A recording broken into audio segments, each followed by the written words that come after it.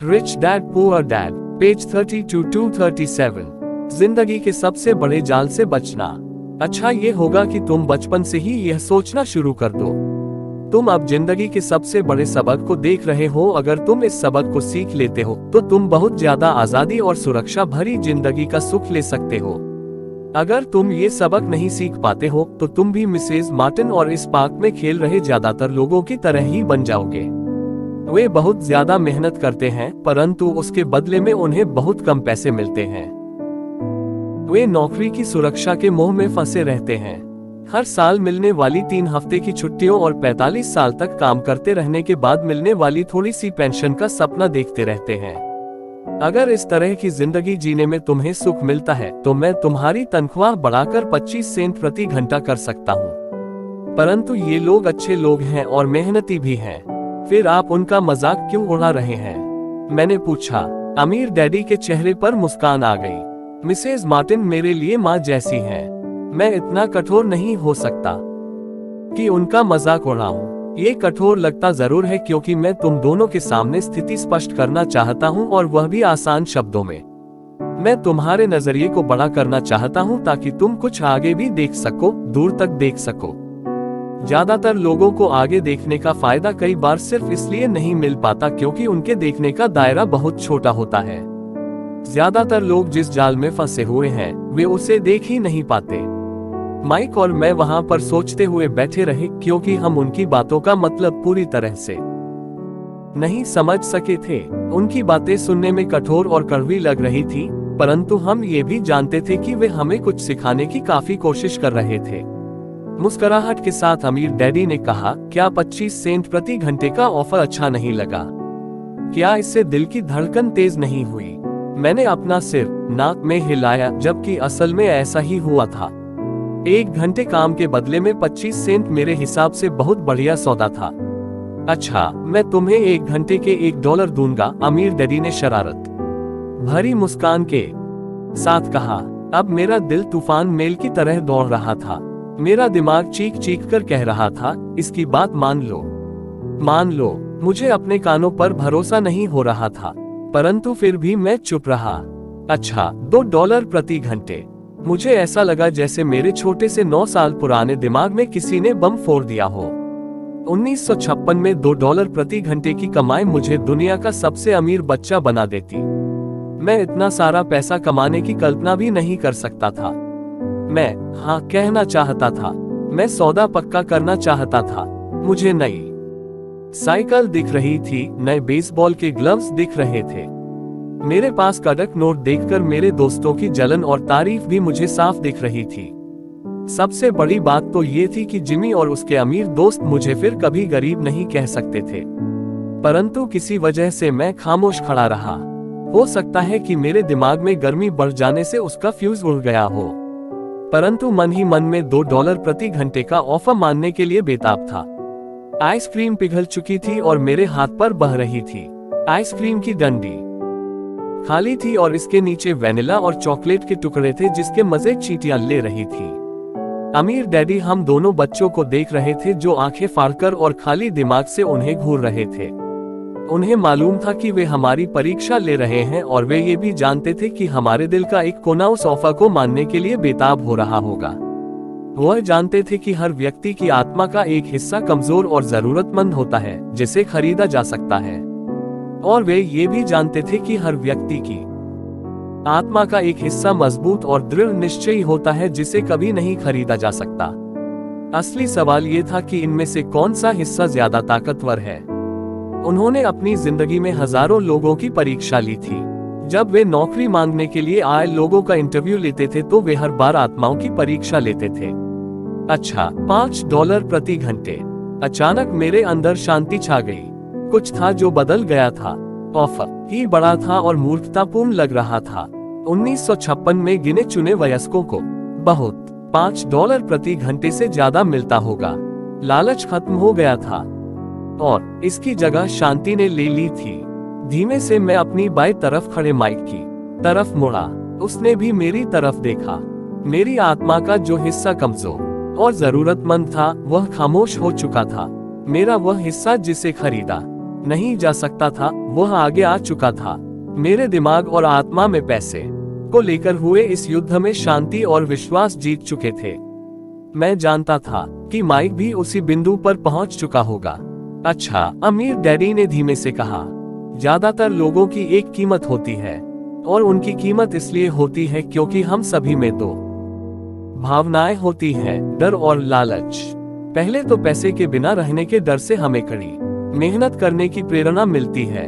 इसके बाद जब हमें तनख्वाह मिलती है तो हम में लालच या इच्छा की भावना जाग जाती है।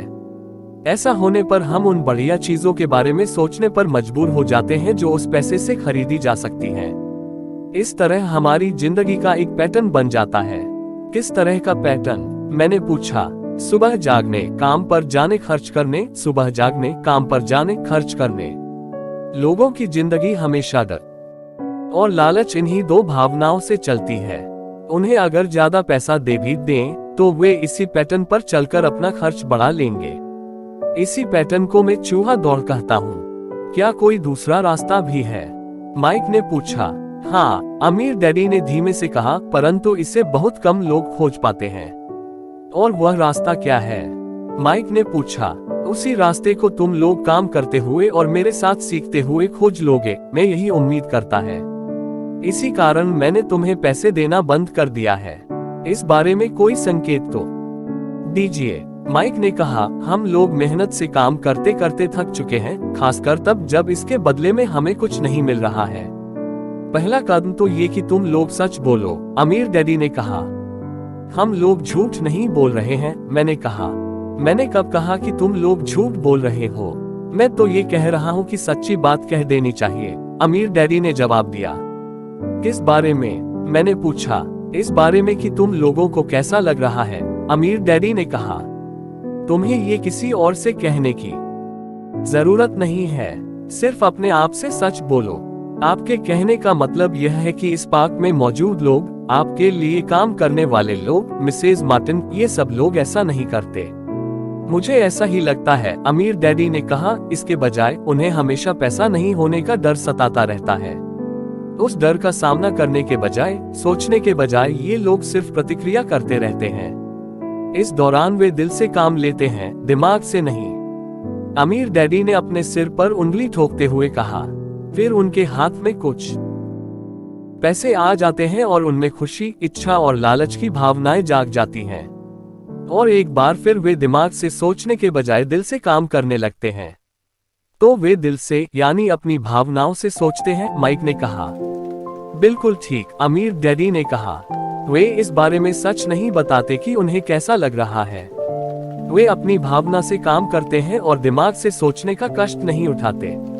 उन्हें डर लगता है, वे नौकरी करने जाते हैं और आशा करते हैं कि ज्यादा पैसे आने से उनका डर दूर हो जाएगा, परंतु ऐसा नहीं होता है। वही पुराना डर उन्हें फिर से सताने लगता है। वे फिर से नौकरी करने जाते हैं और फिर आशा करते हैं कि पैसा उनके डर को कम कर देगा, परंतु ऐसा नहीं होता।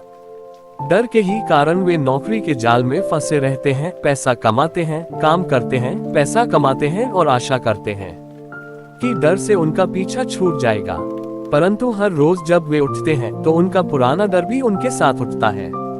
वही पुराना डर करोड़ों लोगों को रात भर जगाता है और उनकी रात बहुत चिंता और परेशानी में गुजरती है। इसलिए वे उठते हैं, काम पर जाते हैं और यह आशा करते हैं कि तनख्वाह के चेक से उनके दिल को कुतरने वाले इस डर को वे मौत के घाट उतार देंगे। सच बात तो यह है कि पैसा उनकी जिंदगी को चला रहा है, परंतु वे इस बारे में कभी सच नहीं बोलते हैं। पैसे ने उनकी भावनाओं पर कब्जा कर लिया है और उनकी आत्माओं पर भी। ये कहकर अमीर डैडी खामोश हो गए ताकि उनके शब्दों में हमारे अंदर चला जाए।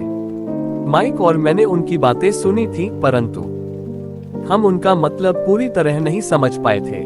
मुझे अक्सर यह हैरानी होती थी कि लोगों को ऑफिस जाने की इतनी जल्दी क्यों होती है। उन्हें अपनी नौकरी में छुपा संदेश खास मजा नहीं आता था और वे कभी खुश भी नहीं दिखते थे।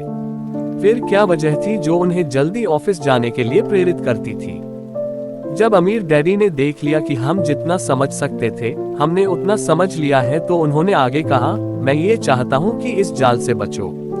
दरअसल मैं तुम्हें यही सिखाना चाहता हूँ। मेरा मकसद तुम्हें तुम लोग सिर्फ अमीर बनना सिखाना नहीं है, क्योंकि अमीर बनने से समस्या नहीं सुलझेगी। अमीर बनने से समस्या नहीं सुलझेगी। मैंने आश्चर्य से पूछा, बिल्कुल नहीं, मुझे दूसरी भावना, इच्छा के बारे में अपनी बात पूरी करने दो। कुछ लोग इसे लालच कहते हैं, परंतु मैं इसे इच्छा कहना ज्यादा पसंद करता हूँ। ये बुरा नहीं है कि हम किसी बेहतर, ज्यादा सुंदर, ज्यादा सुखद या रोमांचक चीज की इच्छा रखें। लोग इच्छा की वजह से भी पैसे के लिए काम करते हैं। उन्हें सुख के लिए भी पैसे की जरूरत होती है, क्योंकि वे मानते हैं कि पैसे से सुख खरीदा जा सकता है। परंतु पैसा जो खुशी देता है वह अक्सर पल भर की होती है। उन्हें ज्यादा खुशी, ज्यादा आनंद, ज्यादा आराम, ज्यादा सुरक्षा हासिल करने के लिए और ज्यादा पैसे की जरूरत होती है। इसलिए वे काम करते रहते हैं और यह सोचते रहते हैं कि पैसा डर और लालच से परेशान उनकी आत्माओं को शांत कर देगा। परंतु पैसा ये काम नहीं कर सकता, अमीर होने के बाद भी नहीं। माइक ने पूछा। हाँ, अमीर होने के बाद भी नहीं, अमीर डैडी ने कहा।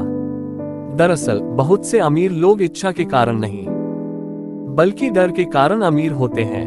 वे सचमुच सोचते हैं कि दौलत हो तो पैसे न होने का डर, गरीब होने का डर खत्म हो जाता है। इसलिए वे ढेर सारी दौलत जमा कर लेते हैं और तब जाकर उन्हें पता चलता है कि उनका डर और बढ़ गया है। उन्हें अब इसके खोने की चिंता सताने लगती है। मैं ऐसे दोस्तों को जानता हूं जो बहुत सा पैसा होने के बाद भी काम में जुटे रहते हैं। मैं ऐसे लोगों को भी जानता हूं जिनके पास आज करोड़ों की दौलत है, परंतु वे आज उससे भी ज्यादा चिंतित और परेशान हैं जितने वे अपनी गरीबी के दिनों में थे। उन्हें इस बात का डर है कि वे अपनी सारी दौलत खो देंगे। अमीर बनने से पहले जो डर उन्हें सता रहे थे, वे अमीर बनने के बाद और भी बढ़ गए हैं। दरअसल उनकी आत्मा का कमजोर और जरूरतमंद हिस्सा अब और तेजी से चीख रहा है। वे अपने आलीशान बंगलों, शानदार कारों और उस ऐशोआराम की जिंदगी को नहीं खोना चाहते जो पैसे से खरीदी गई है। वे इसी चिंता में घुलते रहते हैं कि अगर वे कंगाल हो गए तो उनके दोस्त क्या कहेंगे। इसी चिंता की वजह से कई लोग तो न्यूरोटिक और कुंठित हो चुके हैं, हालांकि वे अमीर दिखते हैं और उनके पास पहले से ज्यादा पैसा है। तो क्या गरीब आदमी ज्यादा सुखी होता है? मैंने पूछा। नहीं, मेरे हिसाब से तो ऐसा नहीं होता, अमीर डैडी ने जवाब दिया। पैसे से दूर रहना भी उतना ही बड़ा पागलपन है जितना कि उसके पीछे भागना। उसी समय कस्बे का एक पागल हमारी मेज के पास से गुजरा और कूड़ेदान के पास रुककर उसमें कुछ ढूंढने लगा, जैसे उसे किसी ने समझाकर भेजा हो। चर्चा के इस मोड़ पर हम तीनों उसकी हरकतों को दिलचस्पी के साथ देख रहे थे, जबकि इससे पहले हमने उसे नजरअंदाज कर दिया होता।